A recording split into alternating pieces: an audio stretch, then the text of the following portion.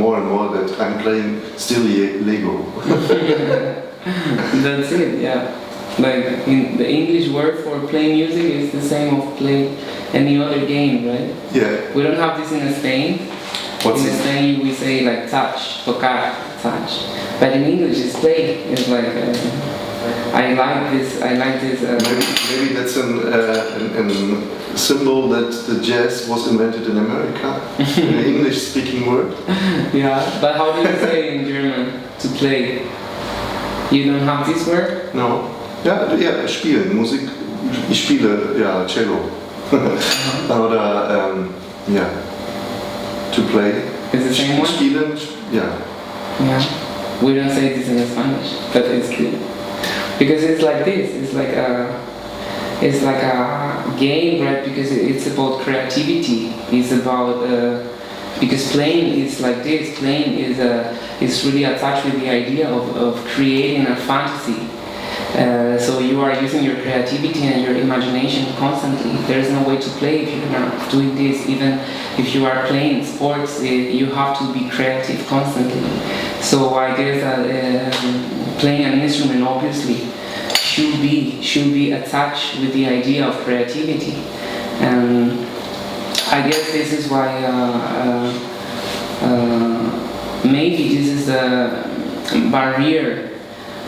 I should not say this because I don't actually know how is classical music, but my intuition is that the creativity part is a little bit not so much stimulated. For example, as you said, that you are not stimulating improvising, or you are working in the line of improvising.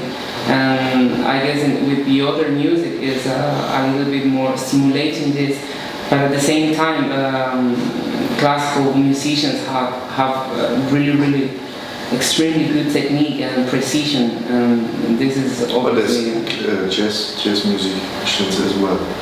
Yeah, of course, yeah. Like in this level, both are compensated. That's if you like Beethoven when he said, "I give you shit on your violin," because that's not the message. The message is I'm thinking about really.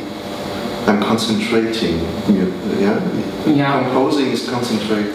This idea of which notes are really necessary, and this leads also to my idea to Bach. He wrote for the cello, which normally is you can say it's a melody instrument, not a chord instrument like guitar. It's a melody instrument, and he wrote music for one melody instrument, which shows a whole orchestra idea. Like a view through a wall, you only see different points, but you understand the structure, and that's the interpretation must show that the audience can understand. When you look at this point, okay, it means D major, or it means it's the same. Like it's showing the harmony. Yeah, it's the harmony is behind, and the intelligent, the very interesting thing in hearing the music, he found out a way to compose a melody, but you hear a structure of complete harmony. Yeah. This is the amazing thing about the solo suites, and this is why they are on a so high standard of composition in the world since 200 or more years. Great. Yeah, of course. This is a concept that is like a really attached to jazz improvisation. You have to be able to hear the harmonies passing through.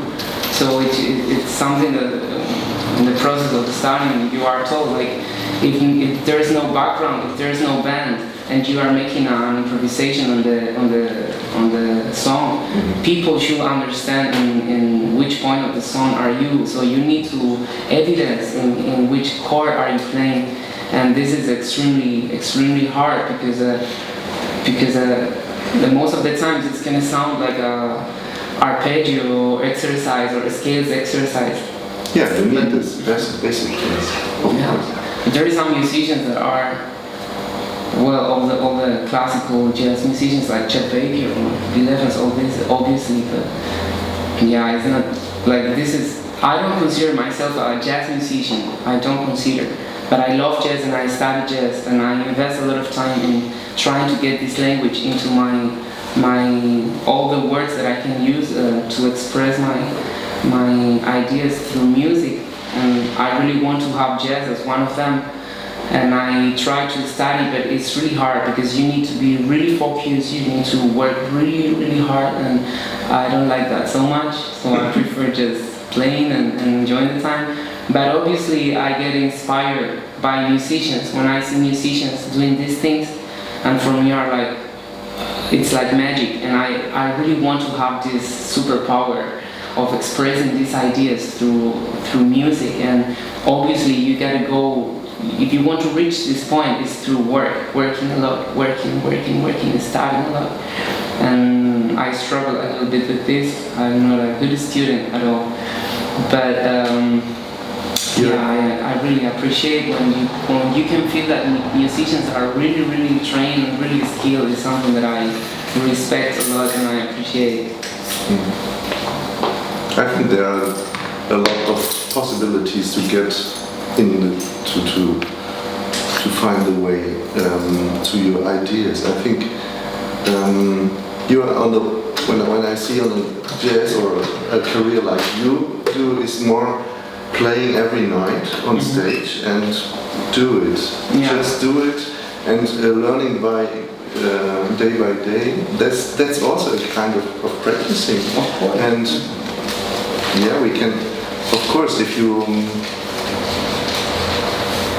think about the classical idea, it's more you have to learn how this structure, the ideas of the composers to bring them out, that the people can understand what you are saying. It's a language. Mm-hmm. And Beethoven's language was in another way than the language of Miles Davis, of course. Yeah. But there is something that I have been thinking about since, because I've never been so much in contact with classical music. Never in my life. These 4 days. I had this chance that I didn't have. But maybe it's a starting point now. I don't think I'm going to classical. But yeah, I know from I met a lot of jazz musicians in my life. So as you know, as Chiguria, and the story he came to play Mozart. His way to play Mozart was that he was meeting a classical musician. Friedrich Gulda. It's a pianist and a composer and also a jazz fan. He was improvising in jazz and making his own projects. Really a very interesting person. And he was, when they met at a festival, I think he was practicing some music. And Chiguria was hearing this, and then he asked him, what are you playing? It's nice, it sounds nice. Oh, that's his Mozart. Oh, I liked it. And then he started to invent Mozart, to play by his own. And then years later, he made an idea, he tried to make a combination. This is a very, sehr mutig. Yeah. But it's the way of open-minded, I think, and what I could feel very strongly from all of your band, that you are very open. Okay, let's try. I like it.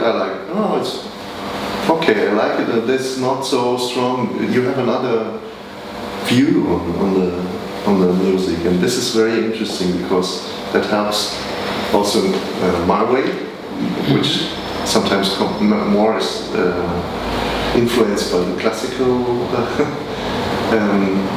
system. To invent really new ideas or to make energy with this meeting. Of course. Yeah. Can you have more coffee? Of course. Yeah. Like I guess that we are because I always go back to creativity and what is our relationship with our own creativity. I think this is the main spot. Thank you so much. You're welcome. Because I guess that in the way I see it is like creativity is you need to experience, you need to feel it. So you need to put an idea on the table and experience it, and then you are gonna trust your what you feel. So you put an idea on real life, whatever it is, a musical idea or a drawing or a poem, whatever form of art, and you're going to put it out, you're going to make it happen, and then you're going to get a feedback on your emotions. How does it feel? It feels good or not? So if we are trained to trust in this feedback, then you can trust your creativity. You put the ideas outside and you find out if they are working or not. But the thing is that we have not been so well stimulated to trust in this feedback, so we need to be based in rules. So at the end, the creative process is really based on rules and not so much based in our own intuition or our